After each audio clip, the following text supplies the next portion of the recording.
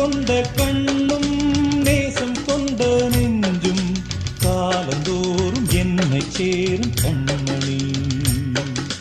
பூவை எங்கு சூடும் பூவும் பொட்டும் யாவும் மன்னனெந்தன் பேரை கூறும் பொன்மணி.